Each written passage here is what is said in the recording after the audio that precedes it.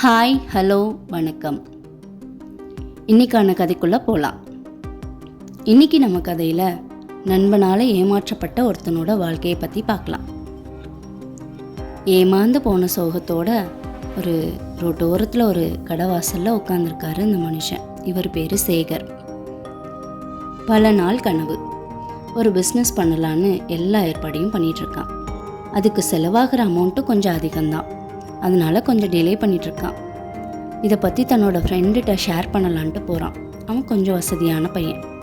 அவன்கிட்ட சொன்னோன்னே நல்லா தான் இருக்குது, ஆனால் இது இப்போ தேவைதானா உனக்கு அப்படின்னு கேட்டுட்டு கொஞ்ச நாள் ஆற போட்டு காசெல்லாம் ஏற்பாடு பண்ணிவிட்டு செய் அப்படின்னு சொல்லிட்டு அவன் போயிட்டான். ஷேகரும் பெற்றோர்கள் உதவியோட அதுக்கான காசையும் ரெடி பண்ணிட்டான். ரெடி பண்ணிவிட்டு ஒரு நாள் எல்லாத்தையும் எக்ஸிக்யூட் பண்ணலான்னு நினைக்கும்போது அவனுக்கு ஒரு விஷயம் தெரிய வருது. அவன் பிளான் பண்ணி வச்ச எல்லாத்தையுமே அவன் போய் சொன்னான்ல ஒரு ஃப்ரெண்டு, அவன் அந்த பிஸ்னஸை அவன் பண்ணிகிட்ருக்கான். அதை பார்த்தோன்னே இவனுக்கு தூக்கி வாரி போட்டுச்சு. என்னடா, நான் யோசித்து வச்சதை நீ எப்படி செய்யலாம் அப்படின்னு கேட்டான். நீ யோசிக்க தானே செஞ்ச, நீ செய்யலைல்ல, என்னால் முடிஞ்சது நான் செஞ்சுட்டேன் அப்படின்னு சொல்லிட்டு சொன்னான். அதை கேட்டு ரொம்ப மனசொடைஞ்சு போய் இந்த மாதிரி விரக்தியில் உட்காந்துருக்கான் கடைவாசலில். அவன் உட்காந்துருக்கிறத பார்த்து இன்னொரு நண்பன், ரொம்ப க்ளோஸ் ஃப்ரெண்டு இல்லை, சும்மா ஹாய் ஃப்ரெண்டு, பக்கத்தில் வந்தான். ஏன், என்ன ஆச்சு, ஏன் இப்படி உட்காந்துருக்க அப்படின்னு கேட்டான். அவன் கேட்ட உடனே இவனுக்கு எல்லாத்தையும் சொல்லணும்னு தோணிடுச்சு. எல்லாத்தையும் சொல்லி முடித்தான். அதை கேட்டுட்டு ராஜு சொன்னான், அதாவது அந்த நண்பனோட பேர் ராஜு சொன்னான், இதெல்லாம் ஒரு விஷயமா, உன்னால் யோசிக்க முடியாத விஷயம் எதுவுமே கிடையாது அப்படின்னு சொன்னான். அதுக்கு சேகர் சொன்னான், இந்த பிஸ்னஸ் என்னோட பல நாள் கனவை நிறைவேற்றலாம்னு நினைக்கும்போது இப்படி ஒரு விஷயம் நடந்துருச்சு, ரொம்ப கவலையாக இருக்குப்பா அப்படின்னு சொல்லிட்டு இருந்தான். அதுக்கு அவனை எவ்வளவோ ஆறுதல் படுத்தி பார்த்தான் ராஜு. ஆனால் சேகர் எதுக்குமே மசியலை. நான் அவ்வளோதான், இனிமேல் எனக்கு லைஃப் முடிஞ்சு அப்படின்னு சொல்லி ரொம்ப விரக்தியோடு பேசிக்கிட்டு இருந்தான். அப்போது ராஜு ஒரு சின்ன கதை சொன்னான் அவன்கிட்ட. ஒரு ஊரில் ஒரு திருவிழா நடக்குது. அந்த திருவிழாவில் ஸ்பீச் காம்படிஷன் ஒன்று நடக்க போகுது. அந்த ஸ்பீச் காம்படிஷனுக்காக ஒரு தலை சிறந்த பேச்சாளர், அவருக்கு என்ன டாபிக் கொடுத்தாலும் ஆன் த ஸ்பாட்டில் அவர் சூப்பராக பேசுவார். அவரும் வந்திருக்காரு. அவர் எல்லாத்தையும் ரெடி பண்ணி வச்சுட்டு ரெடி ஆகிறதுக்காக அவர் ரூம்குள்ளே போகிறாரு, குளிச்சுட்டு தயாராகலாம்னு. அப்போது ஒருத்தன் தெரியாமல் அந்த ரூம்குள்ளே வரான். அந்த ஸ்பீச் பேப்பரை எடுத்துகிட்டு வெளியில் ஓடிடுறான். வெளியில் பார்த்த மனுஷனுக்கு அவரோட ஸ்பீச் பேப்பர் காணும். என்ன செய்கிறதுனே அவருக்கு தெரியல. ஐயோ, இங்கே தானே வச்சோம், இன்னும் கொஞ்ச நேரத்தில் போட்டி ஆரம்பிச்சிருமே, நம்ம என்ன செய்ய போகிறோம் அப்படின்ட்டு ரொம்ப பதட்டப்பட்டுட்டு இருந்தார். கொஞ்ச நேரம் ஆகவும் பேச்சு போட்டியும் ஆரம்பிச்சது. அப்போது அவர் எழுதி வச்ச எல்லாத்தையுமே இன்னொருத்தர் சொல்கிற மாதிரி அவருக்கு தெரியுது. அதை யாருன்னு போய் எட்டி பார்க்குறாரு. ஒருத்தன் இவர் எழுதி வச்சதை எடுத்துகிட்டு போனால அவன் அதை வச்சு அவன் பேசிகிட்ருக்கான். அதை கேட்டோன்னே, இப்படியெல்லாம் ஒரு பொழப்பா அப்படின்னு நினச்ச மனுஷன் போடா அப்படின்ட்டு அடுத்த வேலையை பார்த்துட்டு இருந்தார்.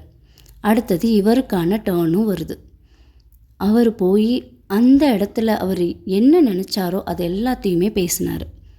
பேசி முடித்தோடனே முதல் பரிசையும் அவர் தான் வாங்கினார். இதை பார்த்து அந்த திருடிட்டு போனவன் என்ன பண்ணான், நீ எப்படி வாங்கின, நீ இப்போ தானே அதை யோசித்து பேசின, நீ எழுதின எல்லாத்தையும் தானே நான் தானே பேசினேன், அப்போ நீ தப்பாக எழுதி வச்சியா அப்படின்னு கேட்டான். அதுக்கு அந்த மனுஷன் சொன்னார், நீ பார்த்து சொன்னவன், நான் அதை யோசித்து எழுதுனவன், எனக்கு எப்போ வேணாலும் எதை சொன்னாலும் என்னால் யோசித்து எழுத முடியும், உன்னால் அது முடியாது, பார்த்து சொன்னதுக்கு உன்னால் உயிரோட்டமாக சொல்ல முடியாது, அதனால் பார்த்து சொன்ன உனக்கு எதுவுமே கிடைக்காது. பேச்சு போட்டியில் பார்த்து சொல்கிறதெல்லாம் முக்கியம் இல்லை, அதை உயிரோட்டமாக சொல்லணும், அது உனக்கு வராது, இயல்பாகவே அது எனக்கு வரும், ஸோ அதுக்கான பரிசை பெறுறதுக்கு எனக்கு தான் எல்லா தகுதியும் இருக்குது அப்படின்னு சொல்லிட்டு தன்னை ரொம்ப பெருமையாக பேசினார். ஆமாம், சரிதானே, அவர் சொன்னது தப்பில்லை தானே. இதை சொன்ன உடனே சேகர் கேட்டான் ராஜு கிட்ட, இது எதுக்குப்பா என்கிட்ட சொல்கிற, நானே ரொம்ப கவலையில் இருக்கேன் அப்படின்னு சொல்லி சொன்னான். இது உனக்கான அறிவுரை தான். இதில் என்ன எனக்கு இருக்க அறிவுரை? நீ அந்த பேச்சாளர் மாதிரி, தலை சிறந்த பேச்சாளர் மாதிரி. உன்னால் புதுசாக இன்னொரு விஷயம் யோசித்து பண்ண முடியும். ஆனால் உன்னோட விஷயத்தை எடுத்து செஞ்சான் பற்றியா, அவனால் அதை தவிர வேறு எதுவுமே செய்ய முடியாது. ஸோ உனக்கான பிரச்சனையை விட்டுட்டு அடுத்து என்ன பண்ணலான்னு மூவ் ஆன் பண்ணிகிட்டே இரு. உனக்கான எல்லாமே சிறப்பாக கிடைக்கும். போனதை நினச்சி கவலைப்படாத. இதை விட பெஸ்ட்டாக உனக்கு ஒன்று கிடைக்கும். அதை நினச்சி சந்தோஷமாக அடுத்த பிஸ்னஸ்க்கான ஐடியாவை யோசிக்க ஆரம்பி அப்படின்னு பாசிட்டிவாக பேசினோடனே சேகருக்கு மனசுக்குள்ளே ஒரு பெரிய உற்சாகமே வந்த மாதிரி இருந்தது. சரி, நான் இனிமேல் போனதை நினச்சி கவலைப்படலை. அடுத்த பிஸ்னஸை நான் செய்யலான்னு முடிவு பண்ணுறேன். அதுக்கான யோசனையோடு நான் உன்கிட்ட வரேன் அப்படின்னு சொல்லி சொன்னான். என்கிட்ட எந்த யோசனையும் சொல்லாதப்பா, என்ன நீ நம்புவியா இல்லையான்னு எனக்கு தெரியாதே அப்படின்னு சொல்லி சொன்னான். அப்படி இல்லை, எனக்கு கஷ்டப்படுற நேரத்தில் நீ தான் எனக்கு ஹெல்ப் பண்ணுற. என்னோடய கவலையை போக்குனது நீ தான். உன்னை என்றைக்குமே நான் பெஸ்ட்டு ஃப்ரெண்டாக வச்சுக்கணும்னு நினைக்கிறேன். சாரி, இது நாள் வரைக்கும் நான் உன்னை புரிஞ்சிக்காமல் இருந்ததுக்கு அப்படின்னு சொல்லி 2 பேரும் அன்னிலேருந்து ரொம்ப க்ளோஸ் ஃப்ரெண்ட் ஆகிட்டாங்க. ஓகே ஃப்ரெண்ட்ஸ், நல்ல ஃப்ரெண்ட்ஸை நம்ம பக்கத்தில் வச்சுக்கிறது என்றைக்குமே நல்லது தான். ஓகே, பாய்.